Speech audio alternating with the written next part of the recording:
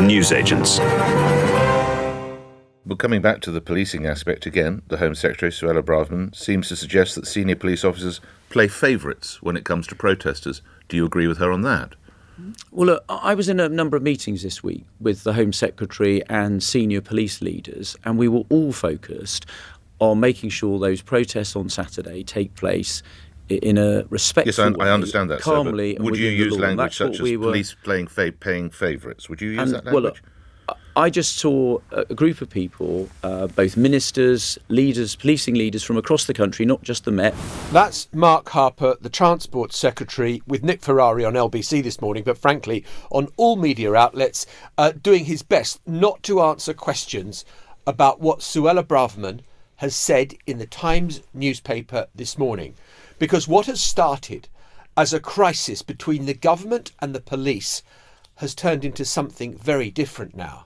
A crisis between Suella Braverman and the Prime Minister, Rishi Sunak. Number 10 has said, for the time being, that they have confidence in the Home Secretary. The question now is, if Suella Braverman can do what she likes, can say what she likes, irrespective of what the Prime Minister says, then what authority, as Prime Minister, does he have left? What will it take for Rishi Sunak to sack Suella Braverman? Welcome to the Newsagents. It's John. It's Lewis. And the article written by Suella Braverman, it's hard to know where to start because it is so extraordinary. I think that's what number 10 felt when they saw it. On so many levels. Well, we were initially given the impression that number 10 had signed this article off and were happy with it, and it had gone out in the government's name. And there are pretty strict rules for the code of conduct for ministers over what you can and cannot say. And it looks like, in this case, Suella Braverman, one, didn't have it cleared by Downing Street, and two, therefore it does breach the code that ministers have to abide by. Not the first time that Suella Braverman has found herself in this position. Indeed not. And we should just sort of talk a little bit about the contents of the article and kind of what the background to it is. The background to it is this ongoing row or agitation, particularly on elements of the right of politics and within the Conservative Party, about unhappiness surrounding the protests, the pro-Palestinian protests that have been taking place each and every week since the Israel-Hamas war started, about a month or so now. The argument is that these protests have been getting increasingly unsavoury, increasingly out of hand, that there are elements within them that say very offensive things, that they chant offensive things. And indeed, Suella Braverman has been the sort of principal person who has been really ramping up some of the energy on this and some of the sort of fury on this. She has talked about them being hate marches, which is a pretty extraordinary thing for a Home Secretary to say. You know, normally a Home Secretary is the one who tries to pacify rather than actually inflaming. And you can kind of see this article as the kind of climax of that process, because some of the things she says within it are pretty extraordinary, not only about the protests themselves, but about the police and the way they've handled it. Well, let me be Suella Braverman for a moment. Oh, please do, John. Please do. I mean, interestingly, on the hate march thing, she actively says in this article that she does not resile from it at all. She thinks that is a fair depiction of what has happened. But she goes on, unfortunately, there is a perception that senior police officers play favourites when it comes to protesters. During COVID, why was it that lockdown objectors were given no quarter by public order police, yet Black Lives Matter demonstrators were enabled, allowed to break rules and even greeted with officers taking the knee? Now, you feel that at a time when there is such stress and strain and high emotion within communities, as you say, Lewis, you would think the instinct is, what can I do to lower the temperature? How can I do this? And, you know, we had Mark Rowley on last week, the Commissioner of the Metropolitan Police, trying to do exactly that, saying, look, you know, these marches are offensive, but if they're not breaking the law and there is no risk of serious public disorder, then what am I going to do? And he was trying to calm and very understanding about both sides. In this article, she makes it clear where she is standing, and she talks about the Islamists and the mobs, and it's in a way that suggests that those people who are taking part, concerned about what is happening in Gaza, are kind of on the way extreme outer edges, and that there should be a ban. She doesn't say because she doesn't like him. Yeah. Yeah, which is a pretty extraordinary position to end up being in. I mean, not only does she say all the things you said, John, but I mean, this paragraph is particularly extraordinary, really. She says, "Here we reach the heart of the matter. I do not believe that these marches are merely a cry for help for Gaza. They are an assertion of primacy by certain groups, particularly Islamists, of the kind we are more used to seeing in Northern Ireland. Also disturbingly reminiscent of Ulster are the reports that some of Saturday's march group organisers have links to terrorist groups, including Hamas." Now, where do you begin with that? Well, there is so much to There's unpack. so much to unpack there. I mean, first of all, I mean, as you say, we should just say, and we're going to talk a little bit about the kind of rights and wrongs of the marches a little bit later on after we talk about the politics, but we should just say, like, it is true to say there are unsavoury elements to these marches. Some unsavoury things are said. That isn't enough to say it should be banned. You know, the bar to banning a march in this country is very, very high, which is what the Commissioner of the Metropolitan Police has said, right? You don't just ban a march because you don't like it. By definition, almost always, when a march takes place, someone isn't going to like it because a march, by definition, is oppositional to something, nearly always. Solidarity with one group as opposed to another group. The other thing to say is that pretty crass reference there to Northern Ireland, or Ulster, as she says, which in itself is actually interesting to even use the word Ulster. It's self-contested within the politics of Northern Ireland to use that term. Like, this is crazy. I mean, this is the Home Secretary, right? The Home Secretary is not a bit player in the politics and security of Northern Ireland, and essentially is one of the ultimate guarantors of the security of Northern Ireland. To make a kind of throwaway reference like that, making a comparison between one pretty inflamed situation and another inflamed situation, with a comparison which, by the way, is way off the mark anyway, and which is basically really annoyed. I mean, in a weird way, she's managed to do that quite unique thing. She's actually united Northern Ireland, because virtually everyone, both unionists and nationalists, are annoyed by that reference. Is pretty astounding, particularly when you consider there is no government still in Northern Ireland. Right, you just have to consider who marches in Northern Ireland. The marching season. It is the Protestant community that marches. They're the one that seek permission to march. And if you are saying the Orange Order are a bunch of terrorists, a la Hamas, then you really are offending the loyalist community, who are saying they are marching to defend Christianity and to defend the crown. In the union. Yeah. Or you are attacking the Catholic marchers who marched on Bloody Sunday, and 14 of the people who were marching were killed in the slaughter of Bloody Sunday. That still resonates in the Catholic community. And so whichever way you do it, to throw away a remark like that just looks like it was... It's like, Lewis, you and I had been down the pub for a few pints one evening. I'm going to get something off my chest, and I'm going to write. And there are bits of this that seem to me so ill-considered. It feels like a slightly drunken rant after maybe one too many glasses. When you don't hit send, you pause. And that is the point, in a way, with Braverman's politics, right? And that is what is particularly, I think, egregious about the Northern Ireland reference, as well as some of the other things in this, which is that when you're a politician, when you're Home Secretary, the entire point is not to be crass. Of all jobs, you're one of the most senior members of the government. Of all the jobs you have a responsibility, and this is basically the Yvette Cooper Labour critique, you have a responsibility to ensure, to be careful with what you say. And the fact is that Braverman has got form on this.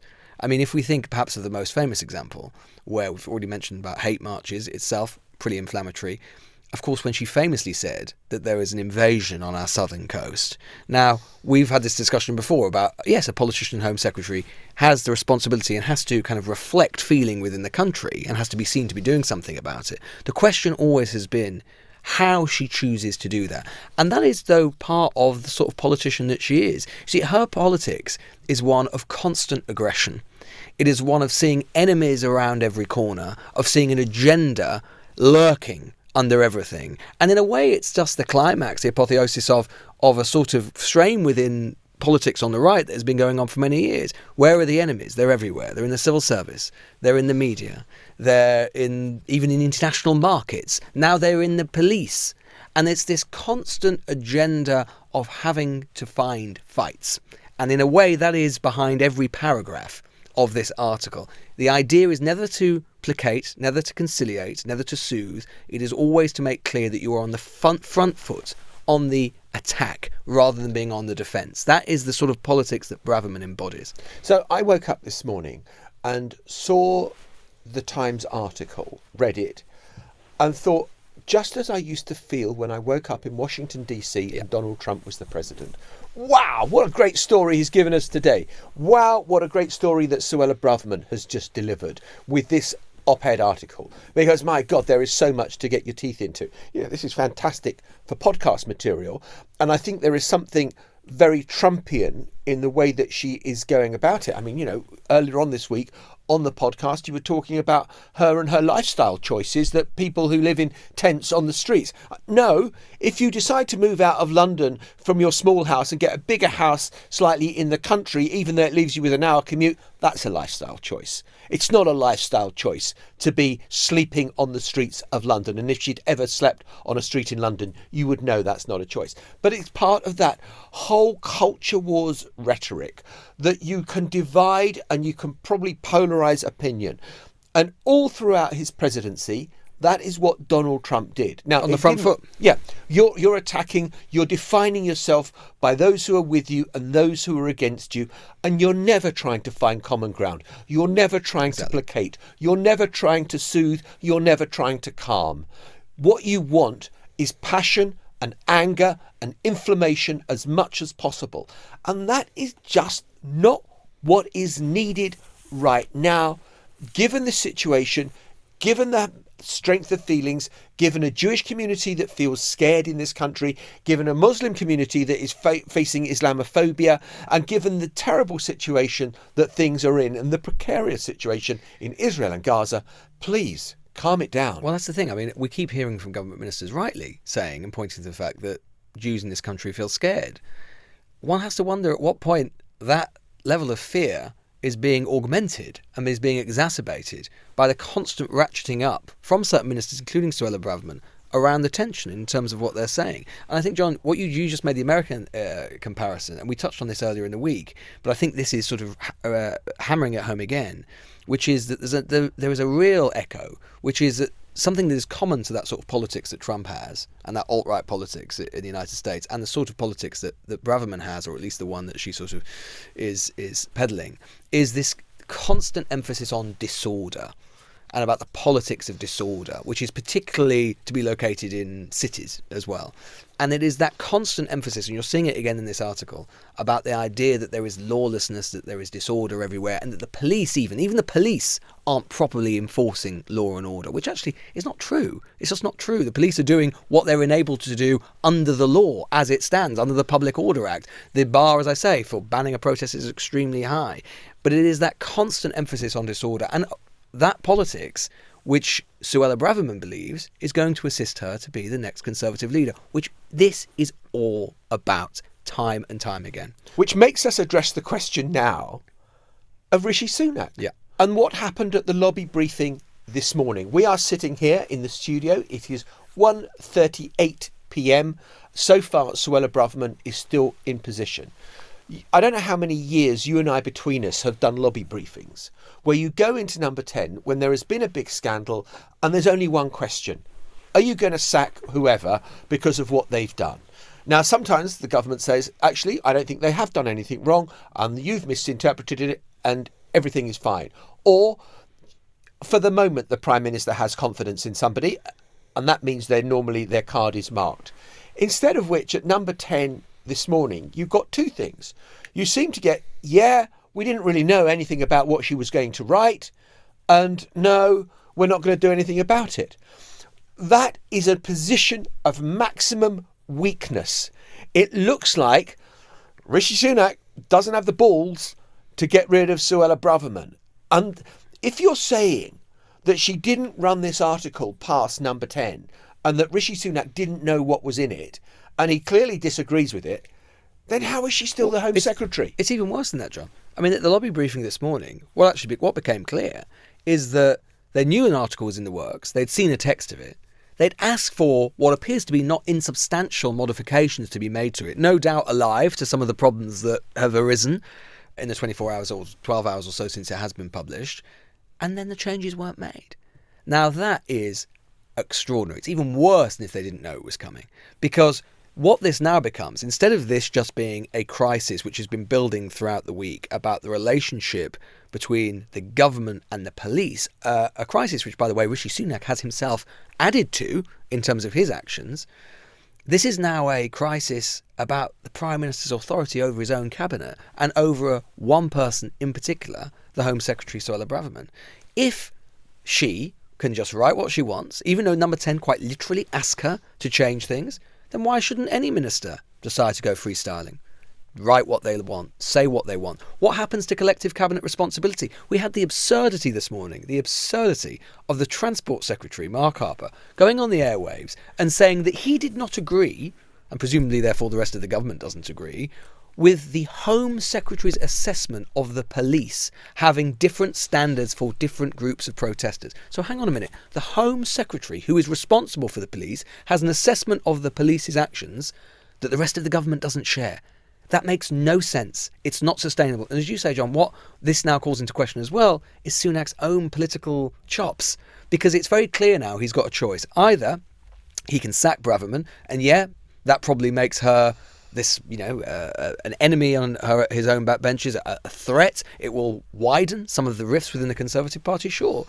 But the alternative is even worse, which is that he is enfeebled, his authority is lessened, and guess what? Those rifts are there anyway, or there are different types of rifts, because there are loads of Tory MPs who do want to get rid of her, because they see that what she is saying week after week, when she's basically trying to get sacked, is actually making the Conservatives' problems worse, particularly in the so-called blue wall seats, more liberal seats, who don't like hearing a Home Secretary say that homelessness is a lifestyle choice, who don't like hearing about hate marches, who don't like hearing about a southern invasion, who think that she is a problem. So one way or another, she is a problem for Sunak. He just seems to be the only person who doesn't realise it. Look, there's the famous Lyndon B. Johnson quote that it's better to have her inside the tent pissing out than outside the tent pissing in.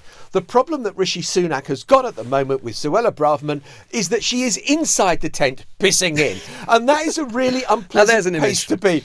And I just think that, the longer this goes on, the more uncomfortable it's going to get inside that tent. Yes.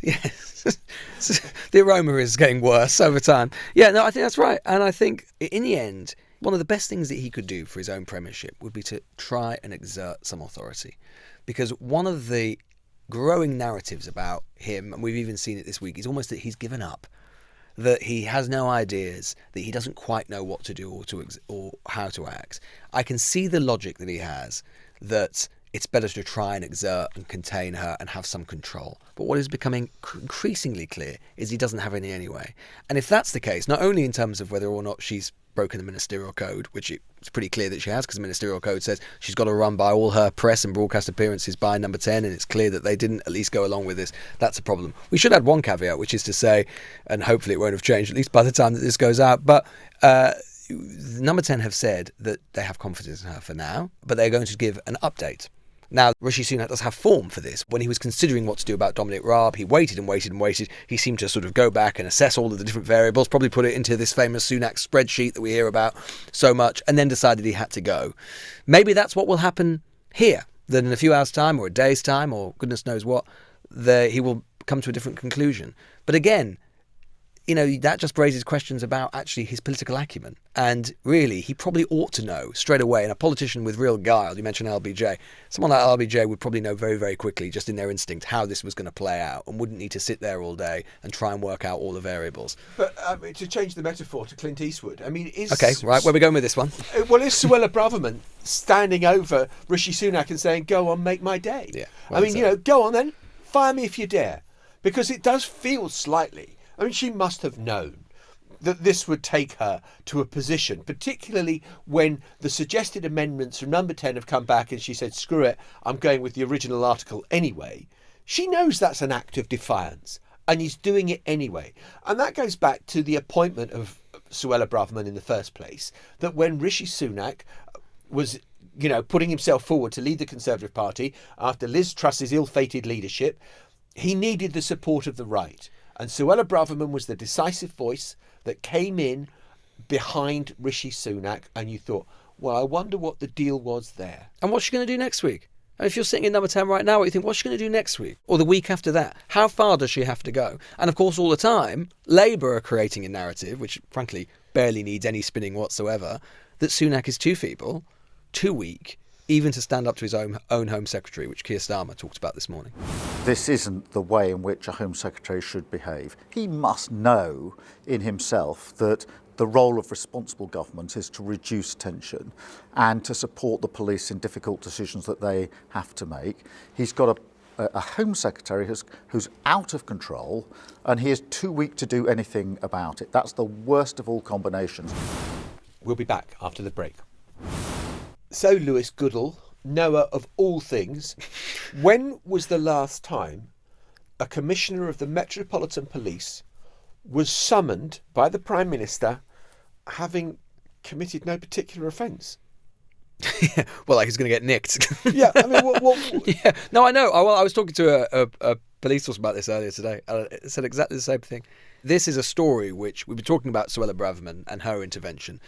But even before that, tensions between the government and the police, which are normally at least supposed to be reasonably amicable, were already extremely tense because you had had a situation where the government had been ramping up the rhetoric around these protests, essentially saying the police hadn't done enough and saying they were sending mixed messages about all of them taking place and whether they should take place and so on.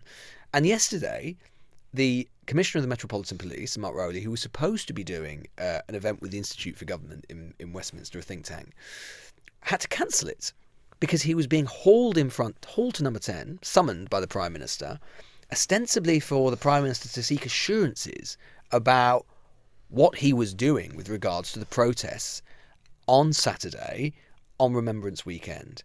And then only for that to go ahead, everyone being a bit bemused, and the Prime Minister to issue a statement saying that he'd been satisfied with what the Commissioner has said. Now, if I were Rowley, I would be absolutely furious about the whole thing, because he is essentially being set up to fail. He has the powers that he has. He's made it clear that although he might find it distasteful, or other politicians might find it distasteful, he doesn't have the powers, or certainly it wouldn't be justified to cancel this, because in order to cancel a protest, you've got to believe that the police basically can't control it, for which there's been no real evidence that that's been the case. And yet he's basically being told by the government, or at least being hinted at by the government, that the police are losing control. And of course, the important principle here, and this is something that, again, Braverman has added to, is that the police are supposed to be operationally independent. That is a shibboleth of the way policing operates in this country. Yes, politicians are accountable, ultimately. They set the budgets, they set overall policy, all of those things. But in terms of operational matters, the police are independent. And there's been a big question mark over how that principle has been in operation over the last, not just 24 hours, but over the course of the last week. The other thing worth saying about all of this is that isn't one of the possible side effects of the piece that Suella Braverman has written is that the far right might think we can protest now 100%. Because we can go out on the streets. She has said there is favouritism by the police against us. The police aren't going to dare. So why don't we just see if we can have a bit of a Barney, little word or two with those pro-Palestinian protesters. And then you do get a clash. And then what then? And then you'll have the finger pointing with Suella Braverman saying, I was right all along, and the police saying, no, you fomented this. And that is why it seems so ill-judged in a way to have done all of this, because the policing of this is difficult enough anyway. And the police have tried, they have made arrests, and there are bits of it that I understand are shades of grey.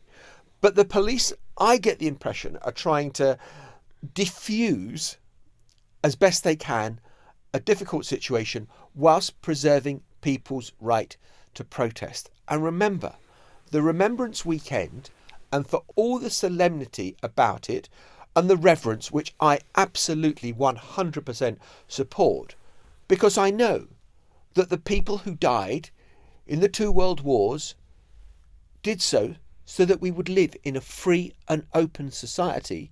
And one of the benefits of a free and open society is that we have the right to protest. I think if I were in number 10, one of the things that I would be thinking about when thinking about the calculus of whether or not she now has to go would precisely be the point you just raised, John, which would be, what if it really kicks off this weekend? What if it really kicks off with far-right groups and there's a clash?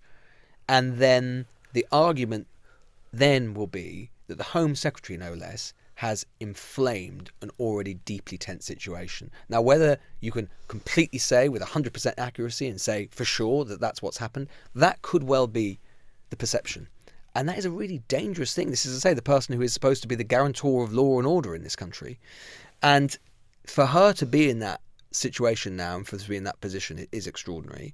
I think you're right about what you say about the police. I think that they have been trying to walk a tightrope and trying to balance two competing impulses and two competing priorities, which is, yes, law and order, yes, making sure people feel safe going about their business, yes, making sure that, say, Jewish people feel safe and secure, but also guaranteeing an absolute fundamental right of our democracy, which is the right to protest. And I have to say, I do think that part of the discourse around this, which, as I say, has been particularly present in elements of sort of the right-wing press and parts of the Conservative Party and elsewhere, has been especially fevered. I mean, when I initially heard about this story, I assumed that it must be, such was the level of discontent, that it must be the case that essentially the plan was to be on Sunday, as the Cenotaph and as the Cenotaph Remembrance Service was going on, that they would be right next door and you'd be able to hear them as they were going on. That's not the plan. The plan is to have a protest on Saturday, which itself does not even actually go to the Cenotaph or Whitehall. I think it gets as close as Victoria Station. My understanding is that the organisers of the protest have been working with the police for some time to try and ensure that they do not meet and that there is a reasonable disconnect between the two things and both things can go off without difficulty. Now, in those circumstances, how can we really say that there is a fundamental problem here? I mean, I even heard one Conservative MP ask Chris Philp, the policing minister, earlier, saying to the minister, well, the commissioner of the police says that he doesn't have the powers to ban this thing. He banned an EDL, English Defence League, march or rally some time ago. Really? Are we really equating these two things? This is an organisation which ended up being proscribed, which is a far-right organisation. Are we really comparing that to these marches, which, yes, of course they have unsavoury elements. I've said that, and they're saying some very unpleasant things on occasion. As you say, if they break the law, the book should be thrown at them. But, you know, you've got a lot of people there just expressing solidarity with what's going on in Gaza. We're in danger of losing complete proportion here, and that is partly at the government's own hand. Well, let's hear now from Simon Diggins, OBE, defence analyst, former colonel in the British Army, former defence attaché to Afghanistan. And Simon, thanks very much for being with us. Is this all getting out of hand? Is this becoming too political when, frankly, it needn't be? I do absolutely get the emotion that's involved. I mean, I think remembrance, whether you do it personally or as a group, is highly emotional. And I think all of us who have served or have had relatives will remember people who've died or have been injured, or everything goes with that. And collectively as a group, it's also right that we should remember what we've committed our soldiers to, many of them young people to as well. As for the specifics of what's gone on in the last 3 or 4 days, I do have a slight sense that the politics has come into it rather than anything else. I take a slightly, I hope, marginally common sense view of this, in that Remembrance Day, or the Armistice Day, could actually happen in the middle of the week. It happens on this occasion to being on a Saturday, which is coinciding with a pro-Palestinian march. I think if it happened, say, on a Tuesday or a Wednesday, which it could be, because it's always the 11th of November, and the Remembrance is the following day, Remembrance Sunday is a separate day, it might not have been quite such a level of drama as well. So I think there's an element of politics being played out here, which I think has not been helpful in terms of both allowing the right to protest and also remembering what are dead and all other things. So I'm a little bit sceptical about some of the stuff that's going on. Who's driving the politics of this? I think lots of people are. I think this whole crisis around Israel and around Gaza has brought to head a number of issues that have been bubbling away for a while. And emotions naturally are very high. The horrors of what happened on October the 7th, followed by, frankly, distasteful reactions from some of those who saw this as a kind of grand liberation and showed no understanding of the kind of hatred and just sheer vileness of some of the behaviour of Hamas, has led to high emotions from that. Around the specific events at the moment, though, it looks like some politicians on manoeuvres. You know, I mean, Suella Braverman is high on that list of people who seem to be making the running. And I do find it quite extraordinary that a Home Secretary effectively is trying to undermine the Metropolitan Police Commissioner, the very person who she's also relying on to try and reform the Metropolitan Police. I mean, I think that's a very odd set of behaviours. How do you think others who've served, Colonel, will think about all of this? Because obviously, as you say, it is an important day in the year. It's an important day for the military and for the armed services. But if what you're saying is right, that there are certain politicians who are kind of using it a little bit for political purposes, how do you think the rest of the other people who've served will feel about it? It is a mixed reaction. I do know some individuals who do feel very strongly that we should regard the whole of the weekend and both Armistice Day, the 11th, and Remembrance Sunday as a special remembrance weekend, if you like, and the weekend should be one of great solemnity and reflection. And indeed, of course, it often is. I mean, what normally happens is on the Saturday evening, there's normally a commemoration in the Albert Hall, followed then by the remembrance service at the Cenotaph on the Sunday. So there is an element of that about that. But other serving personnel actually have been reflecting on what it means to be a serviceman and what it means to have served within the British Armed Forces, and what are our values and how do those values reflected. And for me personally, that's important. We believe that we were a force for good, that we have been a force for good for all things we've occasionally got wrong, but we're a force for good. And one of the things we try and do is defend the values of this country. High amongst those is the right to protest and the right for freedom of speech. And that in the end is, and I've thought about this quite a lot, that for me has been the determining factor. What are the values that I serve by and for? And therefore, how are they judged against this particular challenge? And while it's hard, and it's not a sort of beyond all reasonable doubt type conclusion, it's kind of more like a balance of probabilities. My sense is that it's right that there should be both the opportunity for pro-Palestinian protests on the Saturday, peaceful, I hope, respectful, I hope, and I think that's what the Metropolitans, I hope, would do. And then there should also be the opportunity as a nation for us to commemorate our dead on the Sunday as well. So that's kind of where I've got to with this. Lewis, it's now 2:00 in the afternoon. She's still there. She's still there. We publish at 5 normally. Will this episode ever see the light of day, or will we be thinking, oh crap, she's resigned or she's been fired, we have to record another episode because it's now a crisis in the government that a Home Secretary has gone from the government? I think this might be one for the sort of special DVD. Limited release for the real 100%ers out there. We do it as a Christmas special. I think it should be gone by the end of the day, or if not, tomorrow. Hopefully it'll be tomorrow, because then we'll have a lovely episode to talk about on Friday. Yeah. Come on, Suella.